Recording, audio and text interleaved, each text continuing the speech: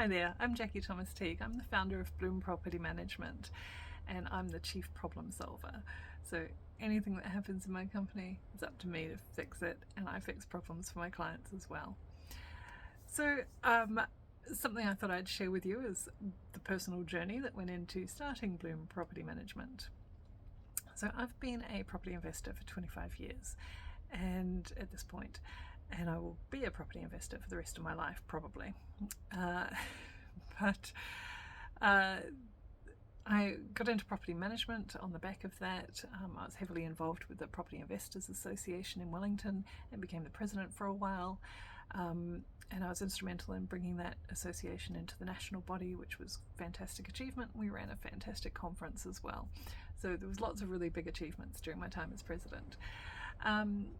So I was running my own property management company called Rental Results at the time.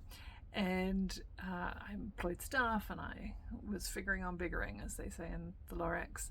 And, I was working hard to be a big company and never quite got there. And I had a very successful business, don't get me wrong, it was great, but it was a lot of work, and there was things that I had to do as part of my job that were not entirely in keeping with who I was as a person and the things I valued. There were some things that were morally grey because I had to keep the fiscal requirements in mind rather than the people requirements in mind, and that didn't sit well with me, and it was quite over time it was quite debilitating. Anyway, after doing this for quite a number of years, I think I was 11 years in business by the time I decided that's it, I've had enough, I need to have some time for me. And I was burnt out, my health was really badly suffering, and I really wanted to have a family, and there was just no room in my life to do this while I was running my own business. So I sold my rent roll and gave all of the properties to another company to manage, including my own ones. I didn't even want to manage my own. I was that much over being a property manager, which is quite hard for me to say because I'd never had a job previously that brought together all of my skills and attributes, because I'm a Jackie of all trades. I like to do a lot of things, and the things my friends say is the saying Jack of all trades, master of none. They say you're a Jackie of all trades, but you do these things well. So, I'm definitely not all things to all people, but I do feel that if I'm doing something, I should be doing it to the best of my ability. So I put in a lot of effort, which probably contributed to my burnout. Anyway, so I handed over my property management company. Really hard to do. I felt really terrible about it for the loss of this baby I'd created, because it was really cool, and my clients, a lot of them became very good friends. It was lovely, a lot of things about it, and it was very hard to give up, but I knew I had to. So anyway, time goes by, I've handed over my company, I've started a family at last, which was great, and then a whole heap of stuff happens. So while I was a new mum, there was big fires over in Australia, and from my home in New Zealand I could smell the smell of my hometown on fire. The skies were really red over here at night. It was really it almost seemed foggy, but actually it was the smoke blowing over from Australia. And I know that's nothing compared to what people in Australia went through with these fires, because we all saw the footage. It was extreme, but it was extreme even here, several thousand kilometres away. So I could smell that on a regular basis. That was freaky. On top of that, the Amazon was burning, and then later in the UK summer, they had a fire over there that went out of control, which is kind of unprecedented. Like the Great Fire of London is something we all know about, but just a fire because it was so dry, that's pretty weird. So what else was going on? Then we had a pandemic, and everyone was unhinged about that.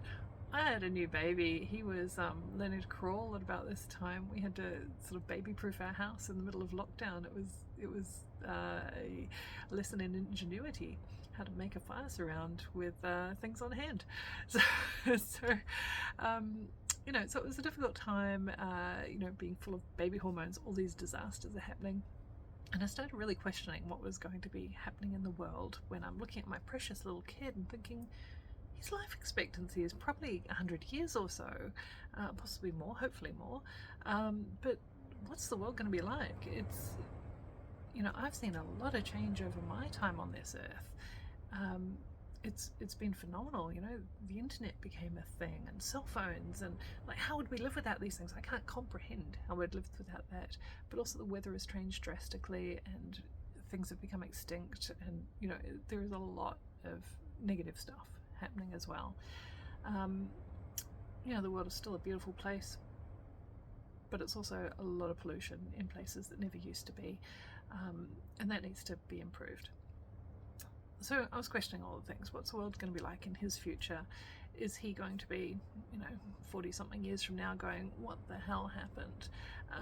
Are we going to reach 2050 and there's going to be no more ice caps? There's going to be massive sea level rise. There's going to be political unrest and societal instability, violence, and so on, because everyone's just under so much pressure for so few resources, and people are trying to move to safer areas.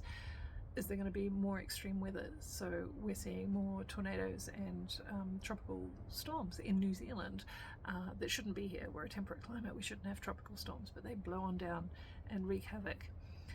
So I'm definitely seeing evidence of climate change occurring.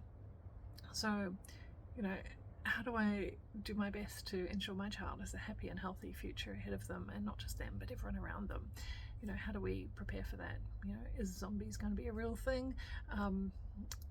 Maybe. What's the future of work look like? Is that just going to be people Instagramming all the time? And I feel like I'm being a hypocrite by doing this video. But, that's the reality. This is stuff that wasn't even dreamed of when I was a kid.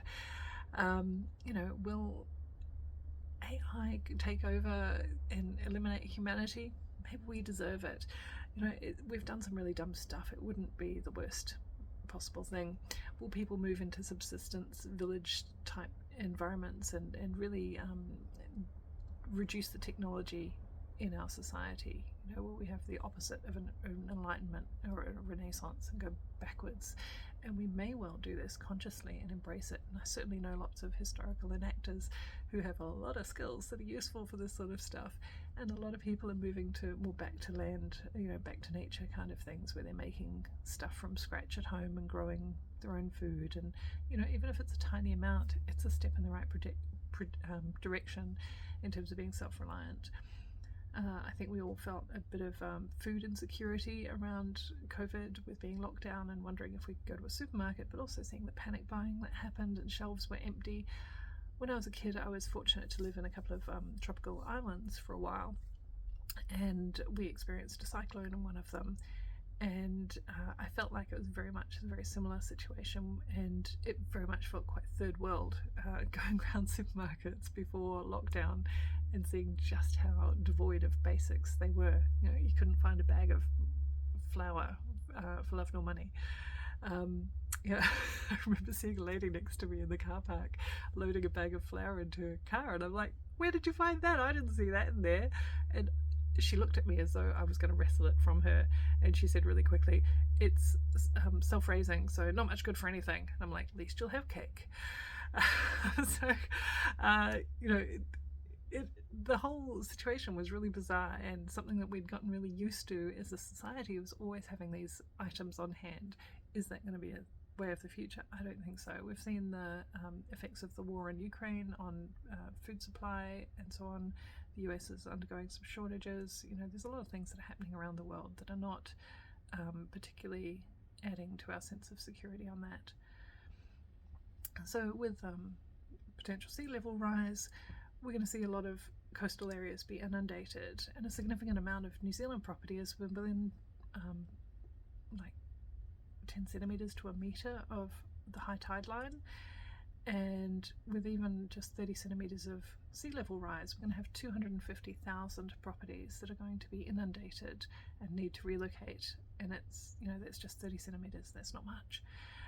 And it's predicted to be a lot more than that. So maybe we're going to see massive growth in areas like Taihape and Gore, where they're just going to have so much more influx of population in those areas. So that's going to be a radical change for our cities and so on. So, and then we've also got people like Elon Musk at Tesla and SpaceX who's working on getting us off planet. Now, there's pluses and minuses of being off planet, yay, we're going to have somewhere else to go. But the reality is, unless we find another Earth, which is not likely, there's a lot of space out there, and it's going to be very far away to get to, and it may well also have people there already, people of some sort, who are already quite happy living in their environment, thank you very much, and don't want to share it. Getting to space is an interesting proposition, but it could be that we set up little self-contained biomes in space to do what we can there. It's not a friendly place. Even if we get there, I don't think it's going to be our salvation. And what I'm even more concerned about is, will we just treat, let's say we terraform Mars, will we just treat it like we've got a planet B, so we don't need to look after planet A so much? Yeah, it's not great. So, all this was making me feel a bit unhinged. And I think we all were a bit, I don't think I was any worse than most people. On top of this, I'm dealing with my property managers, dealing with my properties, and I was trying my best not to hold them to the same standard that I hold myself, because I am a perfectionist. I'm well aware of this trait, and I do my best to go 80% is good enough. But their 80% wasn't anywhere near my 80%. And they were dropping the ball on some really basic fundamental things, and I called them on it.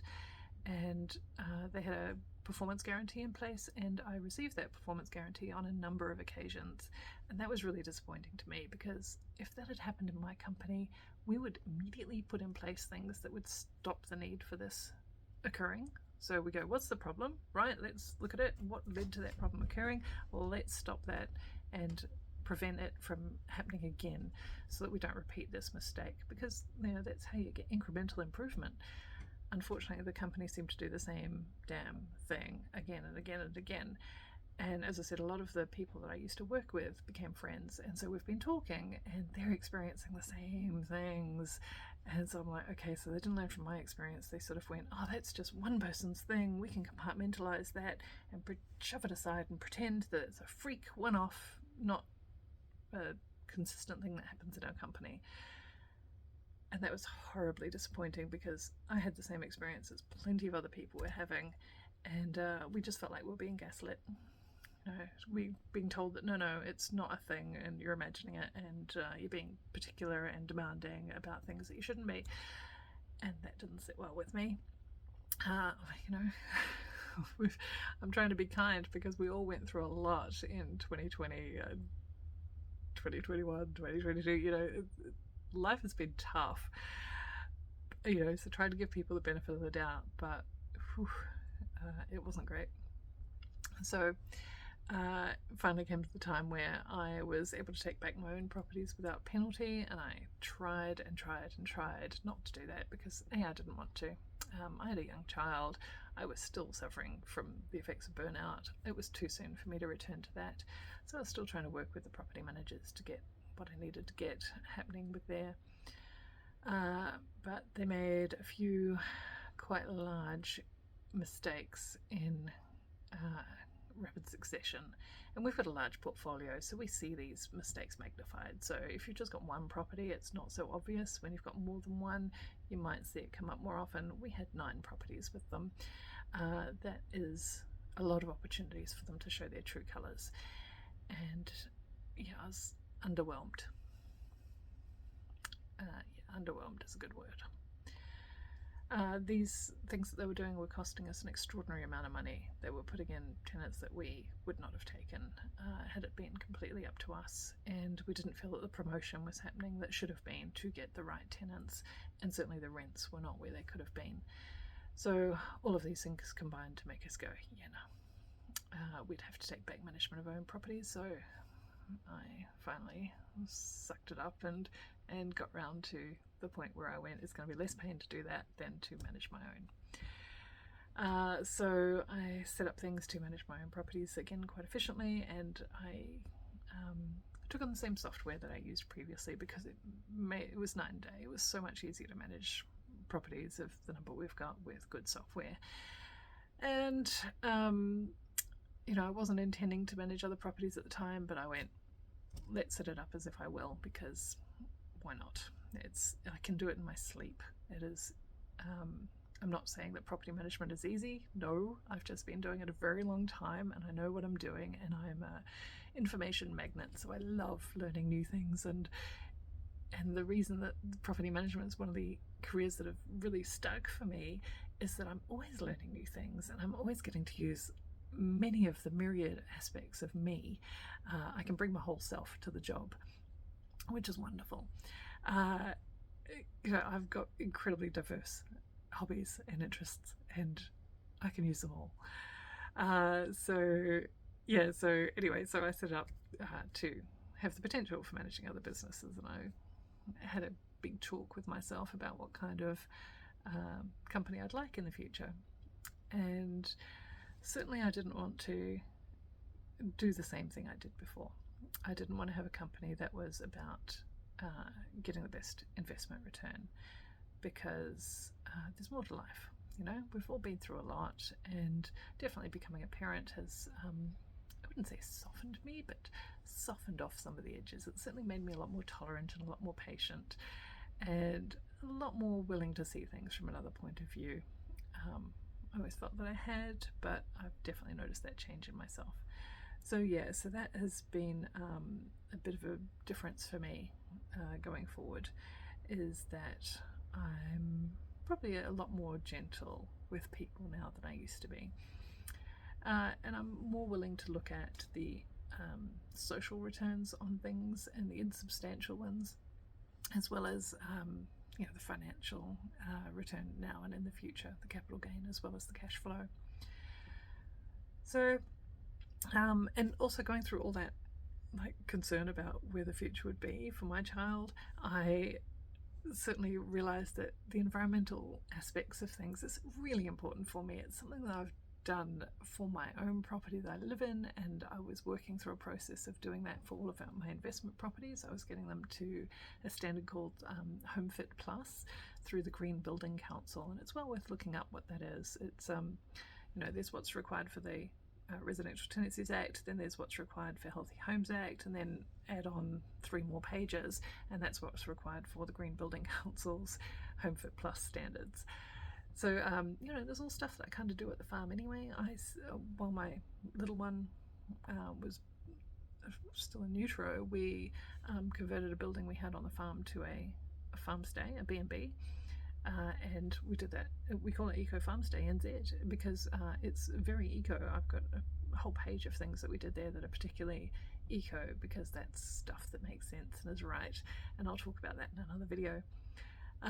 So I knew that I wanted to have a property management company that had more goals in mind than just the fiscal. And I wanted to have clients that were also concerned about the environment and were part of my tribe and on board with those things, because if they're not, I don't want to deal with them. There's someone else who can deal with them. I just want to focus on the people who are right for me. And I'm not trying to grow a huge business, I'm trying to grow a good business. I don't want to be worked off my feet again. That's not important to me anymore. I've got other responsibilities. I'm a parent, and that has been hard won, and so I want to spend time with my beautiful kid. He's the best human I know, and long may that be the case. And I can help him be that way by role modelling what a good balanced life looks like.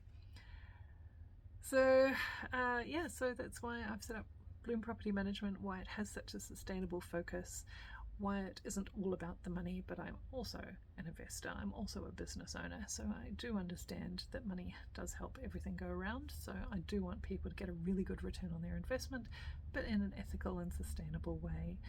I definitely look at the wins for the tenants as well. So we want to make sure that people are comfortable and healthy, have a home that works for them. I'm willing to look at things like adaptations to properties to make them more accessible for people with different needs. Maybe they're not as mobile or have difficulty with particular door handles, that kind of stuff, and just make it more accessible and able to be lived in long term, so that they don't have to keep moving around and have the disruption that brings. I've also found myself doing advocacy and contacting MPs and so on about the need for homes that are more accessible and have more security of tenure for people. I'm not a big fan of the policy that was, you basically can't kick people out unless you've got very few and very prescribed reasons. That's removing tools from the toolkit, as I see it. But I do understand that security of tenure is really important, and where possible we can do that, but we do need more tools in our toolkit to be able to do that rather than less. So, so I like to use all the tools available appropriately. So I've got lots more I could say on this topic, but that's pretty much it in a nutshell. I wanted a kinder business that would work around me and my needs and work with people who are in my tribe and have the same sort of beliefs and philosophy as I do, and want the future to be a better place for everybody. So I don't know if that's you or not, but hopefully this resonates with you, and you can go off and do similar things in your own life as well to be meeting your needs more holistically. So all the best from me, Jackie at Bloom Property Management.